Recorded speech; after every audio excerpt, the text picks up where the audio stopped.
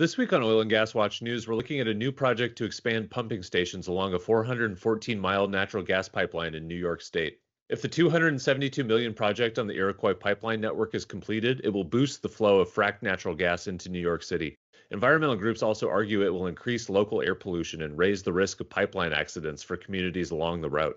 On February 7th, New York Governor Kathy Hochul's Department of Environmental Conservation issued permits to expand the capacity of two compressor stations that force methane through the 33-year-old Iroquois Pipeline, which carries fuel from the Canadian border through upstate New York, Connecticut, and Long Island to New York City. The approval marks the first major fossil fuel project in New York State since 2016 and would increase the pipeline's capacity by about 7%.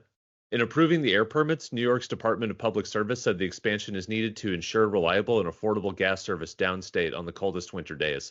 But the approval of permits for the pipeline expansion drew immediate ire from the state's environmental community, which has been advocating to move the Democratic majority state away from fossil fuels as a strategy to combat climate change.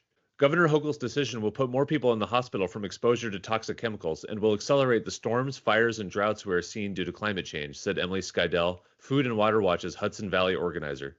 Instead of relying on increased fossil fuel capacity to provide heat when demand rises, Brooklyn-based climate advocacy group Sane Energy advocates thermal heat pumps and energy networks, which distribute heat from where it exists instead of combusting fuel. Expanding a pipeline that must be retired to maintain safety is an incredibly irresponsible and expensive project, the group said.